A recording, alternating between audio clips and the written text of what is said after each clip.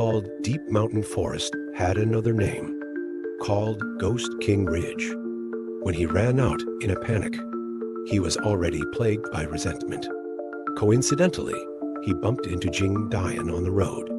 With the help of Zhuir's power, Jing Dian immediately saw the bloody aura floating in the air. According to Zhuir, this was a life-locking curse. The cursed and the cursor are linked by fate. If something happens to one, the other will also suffer. Hearing this, Jing Dian was startled. He wanted to help, but that kid ran away so fast. He disappeared in a flash. Moreover, Grandpa wasn't home. He had no choice but to pluck up his courage and walk into the dense forest. Fortunately, after a long trek, he finally followed the resentment aura and found the source of the curse. Because Ghost King Ridge has too many strange legends, Jing Dian didn't dare to rush in. So he hid behind a tree and asked Zhuir if it could sense the identity of the cursor. But in reality, hidden by the grass, Zhuir couldn't see clearly either. It could only judge by the aura that this thing's direct lethality wasn't strong. In other words, its Taoist practice was insufficient, forcing it to use this resentful aura to curse enemies. If that's the case, Jing Dian and that thing had no grudges. It probably wouldn't make things difficult for him. Hearing this, Jing Dian felt a little relieved. He quietly picked up a wooden stick and cautiously moved forward. Seeing his cautious movements, Zhuir advised him not to panic. In case it was really some ominous creature, it would take over Jing Dian's legs, guaranteeing a fast escape. After saying this, it directly focused its power on Jing Dian's eyes. As the grass was pushed aside, a plastic bottle-like object could be vaguely seen. Seeing this object, Zhuir breathed a sigh of relief. It withdrew its supernatural power, letting Jing Dian see for himself. It turned out the source of the curse was actually a snake. Oh no, not one, but two. One was trapped in the bottle, and another was crawling outside. Although Jing Dian was startled, he also guessed the ins and outs of the matter. The kid must have come to find snake sheds earlier. When he couldn't find any, he resorted to this inferior method. But looking at it now, this kid's actions were a bit too mean. Jing Dian was a little angry at this moment. After all, Grandpa had warned that guy not to force it. He complained like this, but unexpectedly, the stick he was waving angered the snake outside. The snake hissed and bit at him. If Jing Dian hadn't reacted quickly, he might have had 4 bloody holes left in his leg. Seeing this scene, Zhuir quickly reminded him to drop the wooden stick in his hand. Only then did Jing Dian remember many folk tales about sticks and snakes. He followed the advice and threw the stick far away. The snake indeed calmed down. Seeing this scene, Jing Dian's courage grew. In a moment of impulsiveness, he told the snake that he was there to help them. Then, the man and the snake stared at each other, frozen. After a moment, the snake seemed to understand and slowly moved its body away. Jing Dian took the opportunity to unscrew the bottle cap and release the little snake inside. Only then did Jing Dian realize that the plastic bottle had 6 small holes punched in it. There was even some water in the bottle. It seemed that the kid still had some conscience and hadn't gone too far. Ugh, really don't know what to say about him. Anyway, today he saved 2 little lives.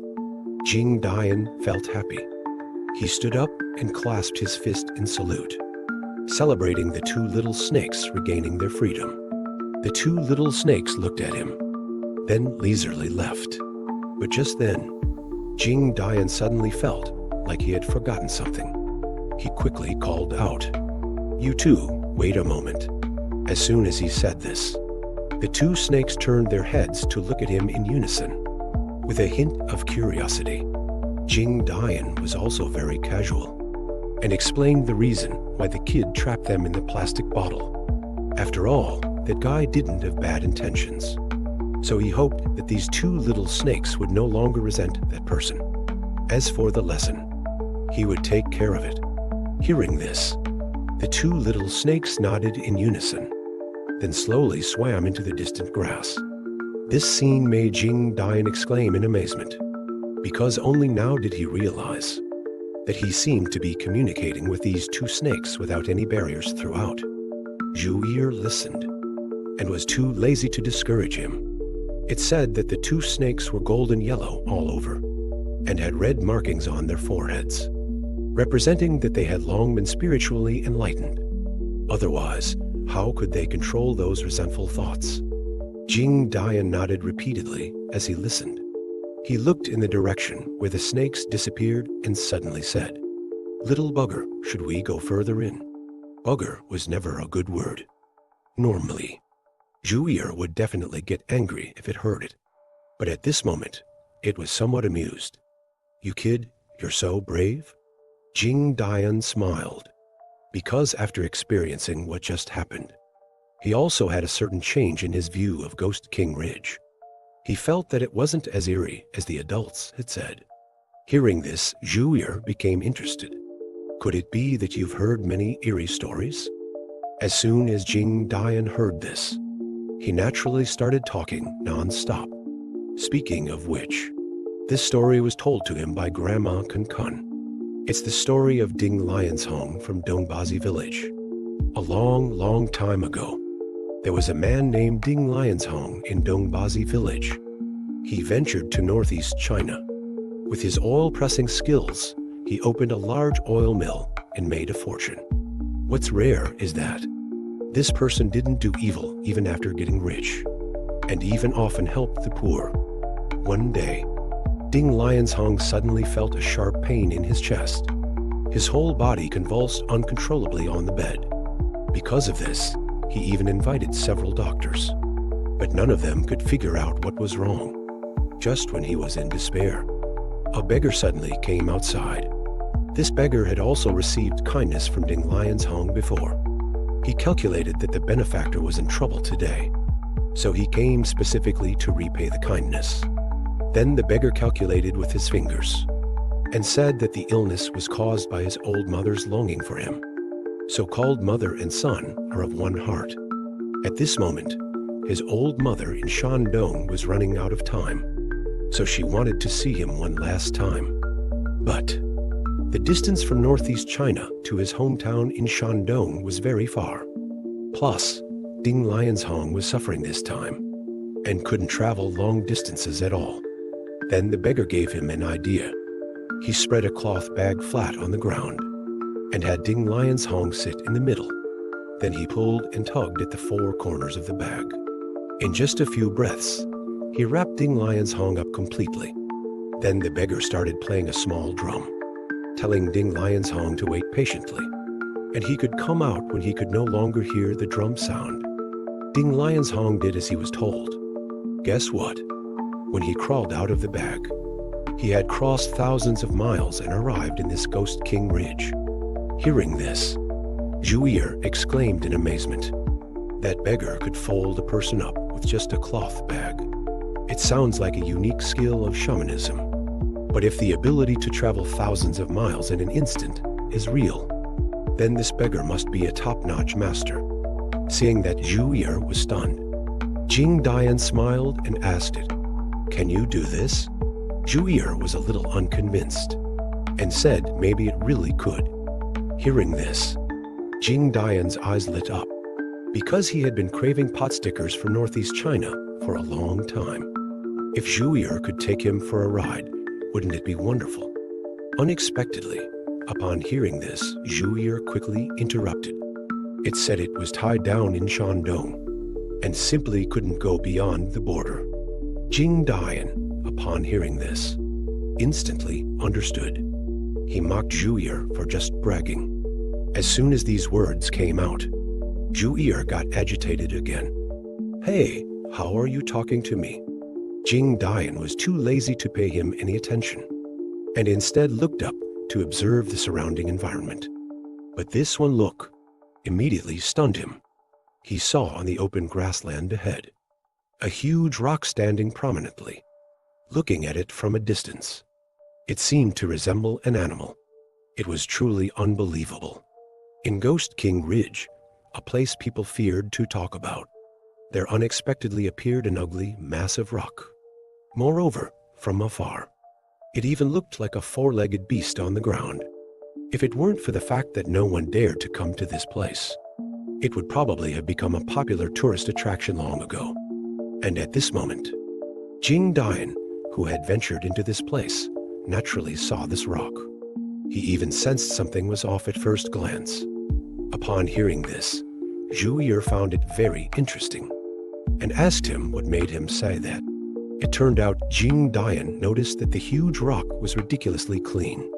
Not even a tiny bit of moss could be seen. It was as if it had just been washed clean and placed there. Hearing this explanation, Zhu Yi repeatedly exclaimed it was interesting, praising Jing Dian for being somewhat clever. It told Jing Dian not to approach any closer, but instead to walk around the huge rock. Jing Dian didn't understand why, but subconsciously obeyed and did as told. When he walked around to the side of the huge rock, Zhu Yi suddenly shouted to stop. It told Jing Dian to take another careful look at this moment, and asked what the huge rock looked like. This question made Jing Dian frown deeply. To be honest, he had already seen that the huge rock resembled a beast. But if you insist on asking me what it looks like, it's really hard to describe. After all, there are too many four-legged beasts. And this thing is oddly shaped, making it impossible to tell. Seeing Jing Dian remain silent for a long time, Zhu Yi couldn't hold back anymore. It said, "Can't you tell? This is a stone horse." Hearing this, Jing Dian immediately became unhappy. Can this stubby figure look like a horse? It clearly looks more like a dog. As soon as these words were spoken, Zhu Yi quickly interrupted. It said this stone horse is an extraordinary auspicious omen. That you, kid, being able to encounter it today, is considered extremely lucky. These words left Jing Dian in a fog of confusion. Before he could even ask for clarification, Zhu Yi clamorously urged him, telling him to quickly find a red rope to tie up the stone horse. Unsurprisingly, Jing Dian was speechless. In this wilderness, where are you asking me to find a red rope? Hearing this, Zhu Yi complained with disdain. What color is the vest you're wearing? Quickly tear it off, don't dawdle. Jing Dian suddenly realized upon hearing this. He didn't think too much, and directly used his teeth to bite. With a rip sound, a strip of cloth about a finger's width was torn off by him. Although the color of this vest wasn't exactly pure red, in this situation, it could only be used as a makeshift substitute. Jing Dian tore off a whole 2 rounds, and the length was about right. Zhu Yi told him to walk over gently to prepare for action. When Jing Dian walked to the front of the stone horse, Zhu Yi reminded him, "Stop first and recite a passage with me." After speaking, it started chanting on its own. Originally a heavenly dragon soaring in the clouds, now demoted to a stone horse wandering in the earth. Wild winds blow, but no hair stirs. Fine rain falls, and sweat flows. Mountains full of green grass, yet mouth cannot open. Iron whip strikes as it pleases, but head does not turn back. Passing gentleman cannot lead it away. It only carries its true master to tread 1,000 states. Jing Dian followed and recited it word by word. Then, under Zhu Yi's instructions, he tied the cloth strip in his hand to it. However, after this ritual, no change occurred. Just as Jing Dian was about to ask, Zhu Yi urged him to quickly turn around and return the way he came, and the faster the better. So Jing Dian, without thinking, took off and ran. But Zhu Yi was exceptionally serious at this moment. It warned Jing Dian just to run back, and absolutely not to look back. Hearing this, Jing Dian was bewildered. What kind of crazy wind are you blowing now? Zhu Yi got a bit anxious upon hearing this. Shut up, if this thing works out, in ancient times, you could definitely become a top military scholar and be appointed as a great general or something. Just don't ask so many questions, I'll watch out for you." After saying this, Jing Dian felt a chill on the back of his neck, guessing it must be that Zhu Yi had run past him. Although Jing Dian was very curious at this moment, he didn't dare disobey, although he didn't know if Zhu Yi's actions were reliable or not. The caution in its words still made him somewhat afraid to look back.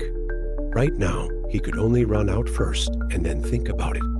Thinking of this, he quickened his pace once again. It is said that this huge rock is transformed from a divine horse from heaven, rare in the world. If ordinary people are to see it, they must not miss this opportunity. If there is a way to make the divine horse recognize its master, then they will surely be promoted and ennobled, and become a king, lord, or general of a generation. Now, Jing Dian is in the depths of the forest known as Ghost King Ridge, and has discovered this strange rock. Moreover, under Zhu Yi's guidance, he tore his clothes into a red rope and tied it to the stone horse's head. Afterwards, Zhu Yi told Jing Dian to immediately return the way he came, and absolutely not to look back on the way. Jing Dian was obedient, and half believing, half doubting, he took off and ran. Finally, he ran out without any real danger. He asked, panting for breath, if he could stop and rest for a while. After all, he had already run out of that area. Zhu Yi heard this and laughed loudly, saying it was fortunate that no dirty things caused trouble on the way. Jing Dian was relieved upon hearing this. He looked back at the dark, dense forest of Ghost King Ridge, feeling somewhat puzzled in his heart. When he was just inside the forest, it was clearly very bright. But why did it look so dark from the outside? Zhu Yi heard this and explained. It was just because the timing was right when he went in. These words left Jing Dian speechless. You're always being mystical and weird. What timing and no timing? Also, why could you look back just now? But I couldn't? Zhu Yi sneered dismissively, saying when divine objects manifest, if seen by ordinary people, it will definitely diminish their spiritual power, unless the person is an infant who remembers nothing. As for why it could look, is it even necessary to say? Jing Dian was a bit unconvinced. Keep bragging. Then what exactly did you see? Zhu Yi did not conceal anything, and directly said this trip was extremely lucky, because it saw that the red cloth had become part of the stone statue. In other words, the stone horse should have already recognized Jing Dian as its master. Wow, is it really that magical? Jing Dian was somewhat incredulous upon hearing this. Zhu Yi saw this and added, if the phenomenon just now was truly the stone horse successfully recognizing its master, then at the right time, it will come to assist you. Jing Dian was overjoyed upon hearing this, regardless of whether this matter is true or not. Anyway, there's no loss today. At most, just sacrificing a vest. However, Zhu Yi advised him not to be so frivolous and disrespectful. In case he offends the divine object, it might bring misfortune instead of fortune. Jing Dian felt it made sense after hearing this. He turned back towards the forest and bid farewell from afar, and then embarked on the road home. Just as he arrived at the village, an older sister passing by was amused by Jing Dian's attire. She joked that Jing Dian was wearing a crop top today. Jing Dian wasn't embarrassed at all, saying it was cooler to wear it like this. But that fellow Zhu Yi was secretly making comments, praising that this young lady was really good looking. Hearing these words, Jing Dian grumbled and opened the door, and quickly slipped inside. He was really afraid that this fellow Zhu Yi wouldn't know his place, and do something outrageous in broad daylight. At this moment, several pieces of clothing belonging to the father and son were drying in the yard. Same style and same color. Faced with Zhu Yi's question, Jing Dian, pretending to like them, said he would buy a few more. Anyway, it can't be said that the author is being lazy, right? But as soon as he finished speaking, a young man ran to the door. As soon as he entered, he pointed at Jingdian and shouted.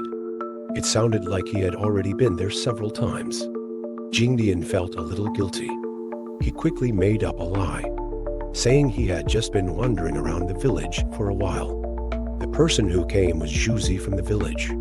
He was too lazy to listen to Jingdian's explanation.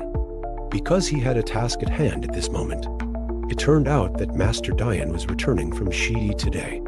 So he called him, asking him to pick him up at Shili Slope, and specifically told him to bring a jacket from home. Hearing this, Jingdian immediately breathed a sigh of relief.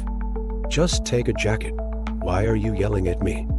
However, even though he complained like this, he was still a little worried. He repeatedly urged Brother Zhuzi not to say bad things about him in front of Grandpa.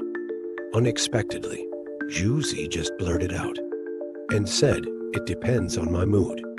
As soon as these words came out, Jingdian also became impolite. He cursed and prepared to get in the car, planning to go together. Fortunately, Zhuzi thought he was wasting electricity and joked, "Taking you. A car that could originally run to Israel will only make it to Afghanistan." Although this sounded a bit out of place, Jingdian already understood the meaning. He shouted, "Good brother," and watched Zhuzi laughingly drive away. At this moment, Master Dian was already at the intersection of Shili Slope, enjoying a bag of dry tobacco. Fortunately, Zhuzi finally arrived late.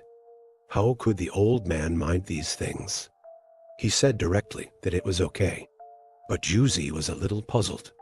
Big bosses drive luxury cars to pick you up, but why when returning? Don't they directly send you back to the village? Master Dian laughed loudly upon hearing this. He said there was a reason for this. Because when going out to perform the first 7 days ritual, it is important to leave in the morning, return in the afternoon, be picked up by the host, and return on your own. So, it's perfectly reasonable for them to drop me off here.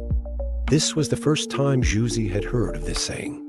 He scratched the back of his head somewhat awkwardly, seeing the jacket in the car. Master Dian was overjoyed. He immediately took off the one he was wearing and set it on fire on the spot. This scene shocked Zhuzi again. "Master, what's the meaning of this?" The old man sighed upon hearing this, saying that his job was not easy. The action just now was only a symbol of completely breaking ties with the previous 7 days' self, so that karma would not cling to him. Zhuzi listened, understanding but not fully understanding. He could only nod and help the old man into the car. Master Dian was very polite. He took out a pack of Taishan cigarettes from his bag and handed it over. Seeing this favorite item, Zhuzi grinned from ear to ear and enthusiastically called him Third Grandpa repeatedly. Master Dian was also beaming and warmly invited Zhuzi to be a guest at his home in the evening. "I've brought roast chicken and pork knuckle in this package. You must come and have a couple of drinks." Afterwards, the two of them leisurely embarked on the road home. However, a strange thing happened at the same time. Because until night fell, the two of them were still on the road. It was estimated that they had driven more than 10 miles. Zhuzi muttered to himself in his heart, "It's still summer now. It shouldn't be this foggy, right? And no matter what, driving for so long, they should have been home long ago. It's really strange." Looking at the vast fog, the old man also frowned. When passing an intersection, Master Dian asked Zhuzi to stop the car. He came to a stone and asked suspiciously, "This hollow stone has appeared by the roadside several times already, right?" On their way home, the two encountered a strange thick fog, a scene that obscured the sky and the sun. It seemed to trap them to death on this road home. But how could the guy who was secretly causing trouble have thought that the old man he trapped was no ordinary person? So the result is predictable. Realizing that they had encountered a ghost wall, Master Dian asked Juzi to stop the car, because he had already noticed this one by the roadside, the hollow stone that had appeared several times. Juzi was a young man. He didn't understand these things, but the old man saw at a glance that this thing was the legendary stretching earth stone. As the saying goes, fearing a foot is 1,000 miles away, and raising your eyes is another mountain. Coming from the east, but not going to the west, a chain lock linking chains. Its sudden appearance here was probably because it was blind and wanted to cause trouble. That's why it set up this ghost wall maze. Hearing this, Juzi was startled. He didn't know what to do for a moment. Unexpectedly, Master Dian looked calm and composed. He asked him if he still had any stock in his belly. Juzi nodded vigorously upon hearing this, because such a thing suddenly happened. Even if he didn't need to pee, he was almost scared into peeing. Hearing this, Master Dian smiled. He pointed directly with a big hand and told Juzi to pee on the hollow stone in front of him. It's best to soak it thoroughly and evenly. Juzi obeyed the order, and without saying a word, he unbuckled his belt and opened the floodgates. After a gushing sound, the hollow stone was indeed thoroughly soaked. Seeing this, the old man asked Juzi to stand back a bit, and then directly roared at the top of his lungs, "You dare to delay my business? Are you blind?"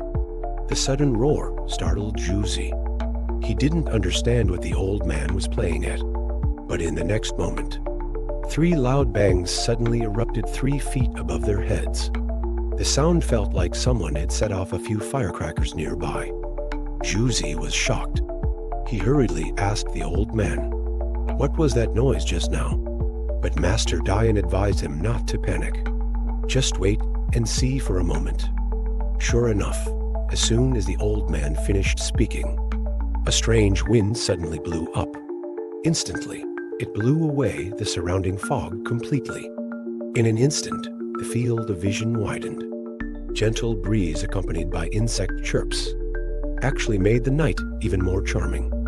Looking at the lights in the distance, Juzi was overjoyed. It turned out they had unknowingly almost reached the entrance of their own village. In surprise and joy, Juzi turned back to look at the roadside just now. But when he looked, he realized that the hollow stone from just now was actually gone. The old man spat disdainfully, saying that the scary thing had long been scared and ran away. Juzi found it very magical when he heard this, so he inquired about the loud bangs just now. The old man laughed loudly upon hearing this, saying, "You can rest assured. That was Master Tuba helping us." Hearing a new term pop out of the old man's mouth again, Juzi was even more confused. Who is Master Tuba? Hearing Juzi ask about this, a look of reminiscence appeared in the old man's eyes. He said that Master Tuba refers to our 8th Root Army guerrillas. When fighting the Japanese devils back then, our informant in the city got intelligence, saying that a company of Japanese devils was going to encircle and suppress our guerrilla team of only a dozen people that night. So our 8th Root Army soldiers rushed to report the news overnight. Coincidentally, this soldier was also at our current intersection, encountering a mountain and plain of heavy fog. Even the horse began to disobey orders. This directly annoyed the soldier. He took out his Mauser pistol and fired 3 shots into the sky and shouted loudly, "You dare to delay my business? Are you blind?" Sure enough, with this roar, the fog instantly dissipated. Even the horse became obedient. Afterwards, the intelligence was delivered to our guerrilla team in time. After listening to this story, Juzi felt a surge of hot blood rushing upwards. As expected of our 8th Root Army, even dirty things are afraid. But speaking of this, he suddenly felt something was wrong. Think about it, that 8th Root Army soldier fired a gun here. Aren't you afraid of attracting the Japanese devils? The old man smiled upon hearing this. said you're thinking it wrong. If it really attracts them, then that's even better, because the Japanese unit is in another direction. If they want to get here, they'll have to take a detour. Our guerrilla team will be even safer. Hearing this, Juzi finally understood, and he punched his fist, exclaiming, "Wonderful." And what followed was surprisingly smooth. Our guerrilla team took the initiative to attack, laying some homemade explosives on the Japanese army's must-pass road. And you know what? Just with the strength of these dozen or so people, they actually managed to scatter a company of Japanese soldiers. How delightful. What's even more amazing is that after the battle ended, the messenger soldier asked them if they had heard 3 gunshots from the west. They all said they hadn't heard anything. This became a strange tale at the time, but coincidentally, later on, there were also some villagers who had encountered ghost walls, and after they escaped, they all said that before the fog dissipated, they had heard 3 gunshots. Hearing this mysterious and strange story made Juzi feel very happy. So that's how it is. No wonder you said earlier that it was Tubei who helped us. The old man nodded. He looked at the scattered lights of the distant village, feeling deeply moved. Whether they shouldered the last fate of this old country, or whether the last fate chose to be inherited by them, ultimately, they are all true revolutionaries. All of them risked their lives and passion to win back the nation's destiny. Therefore, their righteousness naturally suppresses this land under their feet. Walking at night on a dark road inevitably makes people feel a chill down their spine, not to mention on these remote country paths. After dealing with the sudden ghost wall incident, Master Dian and Juzi finally leisurely set foot on the road back to the village. Not long after, the electric tricycle had already driven across the small stone bridge at the village entrance. But just then, a dark shadow suddenly appeared on the roadside not far away. Looking at the outline, it seemed to be a carriage. Juzi suddenly tensed up and quickly stepped on the brake. After all, with Master Dian by his side, he had become much bolder. When the tricycle glided closer, the two of them realized that the dark shadow was not a carriage at all, but a rather familiar donkey cart. In their memory, only Jia Laoquan in the village was still raising donkeys. But strangely, the donkey was motionless, like a piece of wood. Master Dian felt something was amiss and planned to get off the tricycle to take a look. When they got closer, they found that a big man was lying in the cart. That's right, this person was Jia Laoquan. Master Dian couldn't bear to watch, saying this guy was probably drunk again. Juzi looked puzzled. He patted Lao Jia's arm, trying to wake him up, but no matter how he shook him, the guy still looked fast asleep. Seeing this, the old man frowned, feeling that something was not quite right with this guy. But before he could think further, Jia Laoquan suddenly started talking in his sleep. He mumbled about laying 5 layers of raindrop stones for building a house, and then using red bricks to build walls and glazed tiles for the roof. Then he talked about how after the spring, he would take the 10 acres of irrigated land in Hedong and level them all together. Hearing this, anyone who didn't know the situation would think that Lao Jia had suddenly come into a fortune. But what followed was a bit off. Jia Laoquan actually claimed that he was 28 years old this year, and that he would bring a piece of fine corduroy to propose marriage to the daughter of Granny Chen, who sells tofu in the West Village. Although there was an old woman who was considered a burden, he didn't care at all, planning to take her in and raise her together. Lao Jia's words were shocking, making Juzi's eyes widen. Even Master Dian was confused, only vaguely understanding that it was about building houses, buying land, and marrying a wife. The old man was too lazy to delay, and immediately told Juzi to wake him up. Juzi was immediately energized upon hearing this, and shouted loudly at his side, "Get up, Master Jia." Sure enough, this shout really worked. Jia Laoquan was startled. and woke up instantly. As soon as he saw Juzi in front of him, Lao Jia complained with some dissatisfaction. "Juzi, what are you yelling for?" But when he turned his head and saw, he found Master Dian standing beside him. He was immediately a little surprised in his heart.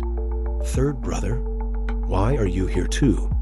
Master Dian scolded him in an annoyed tone. "I haven't asked you yet. What are you doing running here in the middle of the night?" Jia Laoquan looked around at the surroundings in a daze, and was immediately startled. "Right, how did I get here?" It seemed that this guy was truly awake now, but Master Dian never expected that Jia Laoquan would start complaining again, saying that the two of them had ruined his sweet dream, and now it was completely interrupted. Hearing these words, Master Dian turned around and left without saying a word, and told Juzi to ignore him. Seeing this scene, Jia Laoquan chuckled and quickly admitted his mistake, calling third brother warmly again and again, because he felt that his dream just now was a bit strange, and wanted third brother to help him interpret it. Master Dian looked disgusted. "What is it? Do you remember now how you got here?" Hearing this, Lao Jia didn't beat around the bush anymore, and directly started talking about his experiences today. It turned out that it was his gluttony acting up. To taste a bite of smoked tofu, he ran to the far-away Zhangdian town to satisfy his craving, and he also happily drank half a jin of Guaganzi wine. When he got dizzy from drinking, he lay down in his donkey cart, preparing to let the donkey, which knew the way, pull him home. After that, he fell into a drowsy sleep. Later, he didn't know how long had passed. A gust of cool wind suddenly woke him up. He got up and looked, and found an old house like a temple in front of him. The house was exquisitely built with flying eaves and brackets. Looking again at the plaque, it seemed to say Schumann Ancestral Hall in 3 characters. Before he could figure it out, he noticed that there were 3 Trisolarans sitting at the door of the house. Oh no, not 3 Trisolarans, but 3 respectable men. They were waving to him from afar, inviting him to play Pai Gao together. Coincidentally, Lao Jia's hands had been itching to gamble these days, so he didn't stand on ceremony anymore, and directly sat down and started playing with those 3 people. And you know what? His luck was surprisingly good. A pair of monkey cards was always in his hand. He kept winning so much that he was a little embarrassed. But those 3 respectable men were quite generous, and gave out large red bills very readily, so he didn't pay much attention to it. Later, as they played until it got dark. Oh, come to think of it, it wasn't really getting dark or anything. It should just be that the candle and the lantern on the roadside